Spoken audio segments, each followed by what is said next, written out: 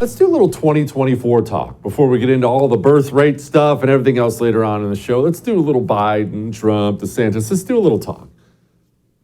Biden announced yesterday. You know my theory that he's not running, but it's just a theory. I suspect they're going to run him out of the race for the Hunter Biden stuff and Gavin Newsom will come in. But let's focus on what we know for now. Not my crackpot theories. Let's focus on what we know. What we know is Joe Biden announced he's running this long, rambling, boring TV ad. But remember, you can always tell things by what they show you and what they don't show you. This is just the norm. Remember, in this political world that you don't really live in, that I don't really live in anymore, I know I talk politics for a living, but when you're a politician, when you're these people, it's a very weird, very sick existence. You poll test everything. Little words are poll tested. You'll poll test this message versus that message. You'll spend inhuman amounts of money gathering people in a room. And what if I talk like this instead of like this? It's crazy when you get into that high level of politics, how deep they go into detail on things. And what's wild is Joe Biden puts out this 1.5-minute long ad yesterday, which you're just seeing now. And nothing in there, nothing is about Joe Biden and what Joe Biden has accomplished so far. That tells you something.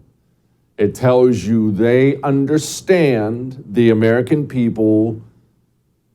They don't like Joe Biden. Democrats don't like him either. Normal Americans and Democrats. Nobody likes Joe Biden, and he hasn't done anything significant at all.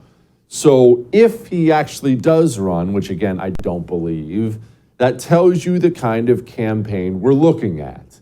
It will be the most vicious, hatchet, mudslinging campaign you've ever seen in your life.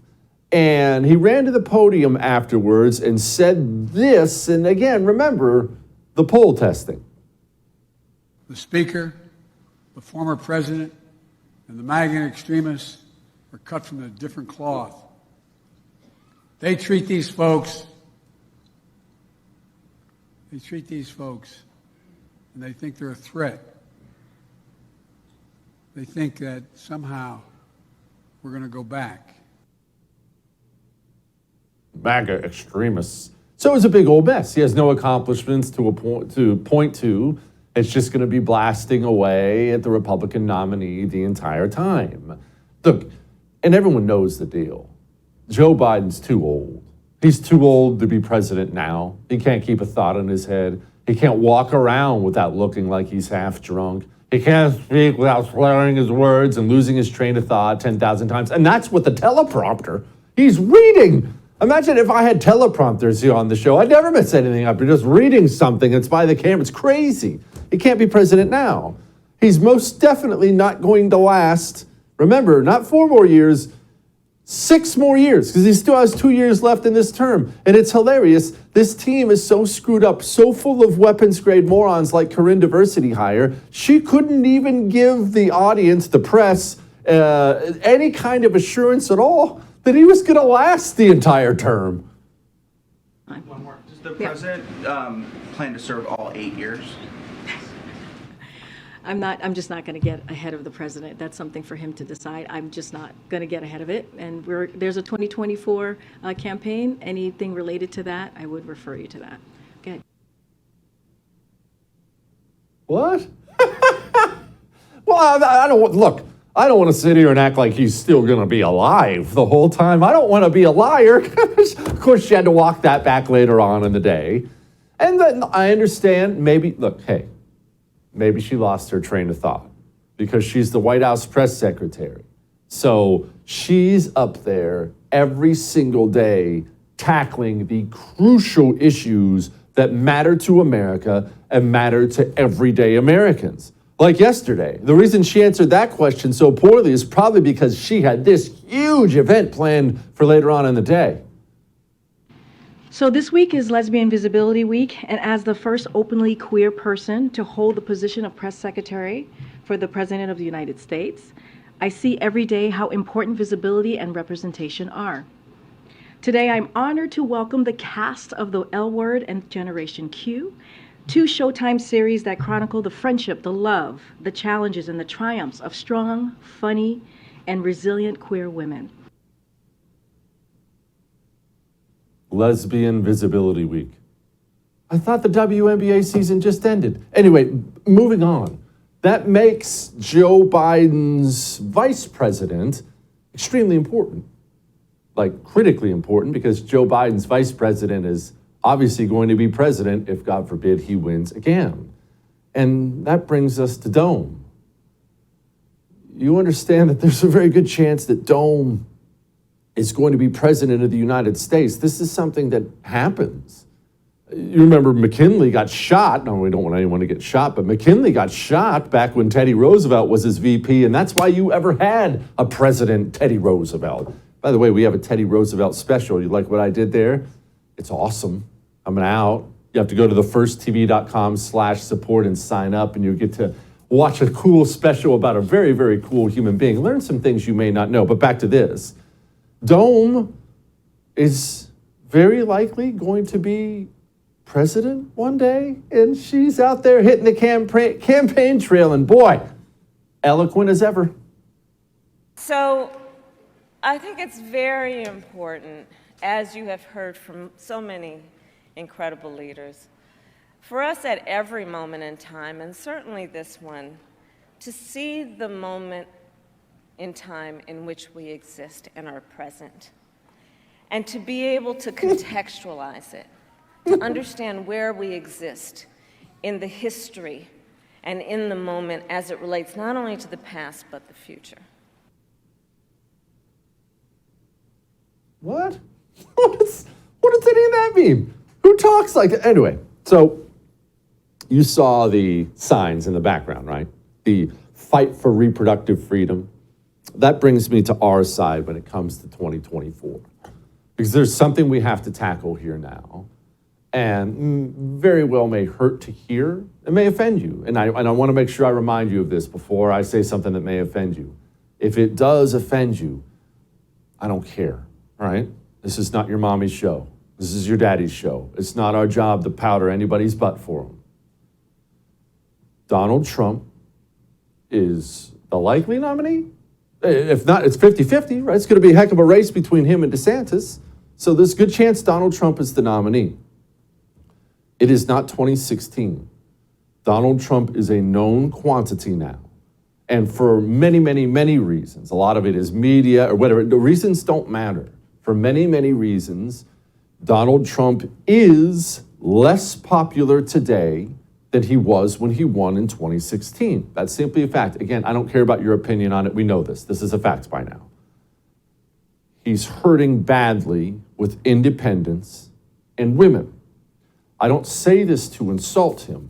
I say this so the Trump campaign, such as it is, will realize that Donald Trump is not currently in a primary battle. He is, but he isn't. The battle for Donald Trump, if he wants a snowball's chance in hell of walking into the White House again, the battle for Donald Trump is winning back independents and women, as many of them as he possibly can. I'm not telling him to moderate on the America First message. I'm not telling him to move to the center like all those weak losers do, but I am telling you this, and I'm telling you this now.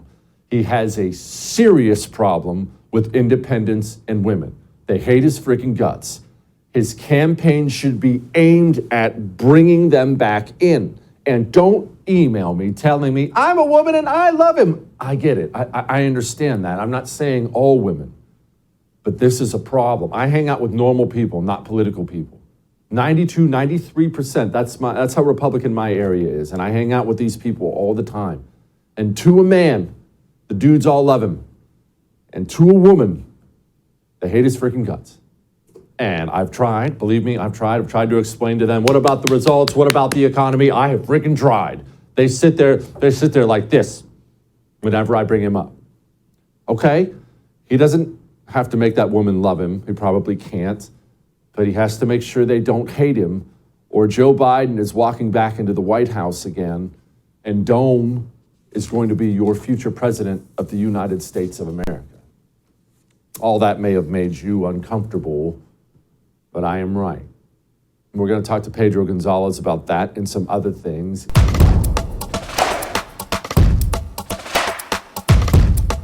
It's just awfully good that someone with the temperament of Donald Trump is not in charge of the law in our country.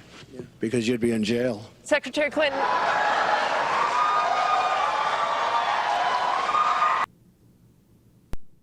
That was a pretty good line, I'll be honest with you. Joining me now, Pedro Gonzalez, senior writer of Chronicles, a magazine of American culture, and I know him as the senior fellow for the American Principles Project. Okay, Pedro, Trump comes out and he says yesterday, I'm not doing any debates. I didn't agree to any debates. Who said we would do these debates?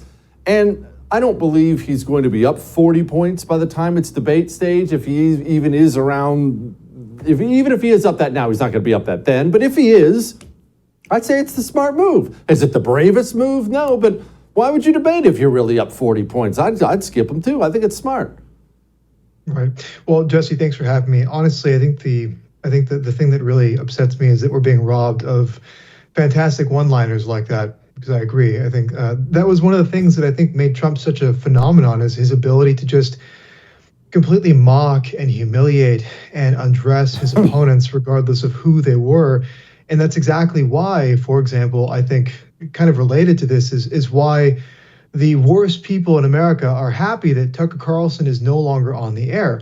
Why? Well, because apart from telling the truth every night, Tucker was also very good at making powerful people look and sound stupid. And that is not really the Trump that we have anymore. You've got this Trump who's, on the one hand, you can make the argument that you just did that, well, the polls have him up right now, but I actually don't think that means much because, there's an elephant in the room, and that elephant in the room has not entered the race officially yet to challenge Trump, at which point things could rapidly and dramatically change. But more importantly, I think that it speaks to this kind of fundamental shift in Trump, where in the Trump of 2016, you had this really confident kind of force of nature. And now you've got a guy that's kind of like angrily lashing out that all of the Republican Party processes are not run by him in any ways. Why should he debate? No one has the right to challenge him. It's this very kind of like under siege mindset that you've got coming from Trump, which doesn't really exude confidence. Do you think he's really up like that? I mean, Donald Trump, I would argue, is probably still the most popular Republican in America. 40 points more popular than DeSantis, I don't know, but I would guess he's still the most popular Republican. Do you think it's state by state wise a lot closer than that? It really is difficult to know because, again, the only, I think, viable for Republican voters, the only viable alternative to Trump has not entered the race yet. We actually don't know if DeSantis is going to enter the race yet, right? Because look at the rest of the field and the people that are actually in the runnings. And I mean, I think the polling for those people actually does reflect reality. But right now around DeSantis, it's sort of like, do you support him for president? Well, he's not officially running yet. And there's all these questions as to whether or not he will run. And maybe we can actually get an answer by looking at how the Trump campaign is acting toward DeSantis. Because if it's actually true that if those massive poll numbers do reflect reality, then why is Trump doing things like his campaign his campaign advertisement that he released the other day? It's in focus entirely on DeSantis, whereas Biden's big campaign ad that was also released in the last few days was entirely focused on Trump. So basically, Biden is running a general election, and Trump seems entirely focused on not Biden, but DeSantis. And now you've got this story that Trump is reportedly trying to actually make it so that essentially try to keep DeSantis out of the race, because whether or not he enters the race seems contingent on this resign to run law being passed that basically allows DeSantis to run for president without resigning the governorship. Trump is trying to intervene reportedly to prevent that from happening, which would effectively keep DeSantis out of the race. So again, if Trump is so far and away ahead of him, why does everything he's doing seems to suggest that internally they're not quite as confident, and in fact they're afraid of DeSantis? Yeah, well, I'll tell you, I've thought the same thing. I've spoken to you about that before. He acts like it's really, really close. He acts like it's anyone's game. He doesn't act like he's 45 points up. I suspect they have internal polling showing this race to be very close. All right, let's focus on DeSantis for a moment. So DeSantis is overseas. Well, here he is. Xi clearly wants to take Taiwan at some point. He's got a certain time horizon. He could be emboldened to maybe shorten that horizon. But I think ultimately what I think China respects is strength. So I think our policy should really be, to shape the environment in such a way that really deters them from doing that. I think if they think the costs are going to outweigh whatever benefits, then I do think that they would hold off. And that should be our goal. Pedro, I love Donald Trump's foreign policy. A lot of people did. You probably did yourself. I don't know what Ron DeSantis is yet. I haven't heard a lot that I dislike. It's not like I'm nervous about it, but I don't know. What is it?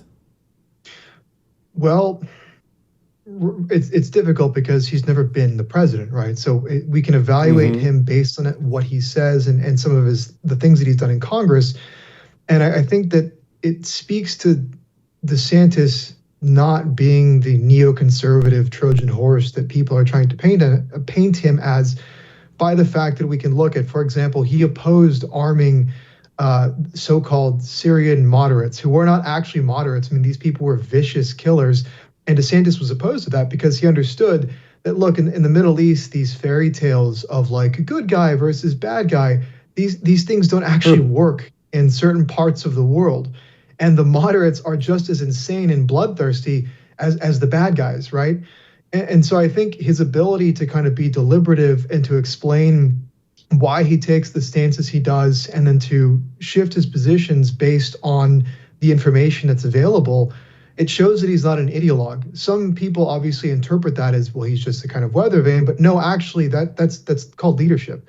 Look, people have completely forgotten that we actually came very close to bombing Iran under Trump. I was really livid about this, and so was Tucker Carlson, because you had the Trump administration basically threatening to specifically target these heritage sites that go back to Roman times, sites that go back to antiquity, saying that we're going to deliberately destroy these things just to kind of infuriate Iran. And Trump changed his position on Iran basically in response to his base telling him, we don't want a war with Iran. And so I think that it's actually okay for people to make decisions based on the information that they have. But it's just difficult to evaluate DeSantis because he's never been president. But I think that the most that you can say, the truest thing you can say is that he's not a neoconservative. The neoconservatives hate him. Bill Kristol, an arch neoconservative, David Frum, like name your neoconservative villain. They all hate DeSantis. They all seem to hate him more than Trump.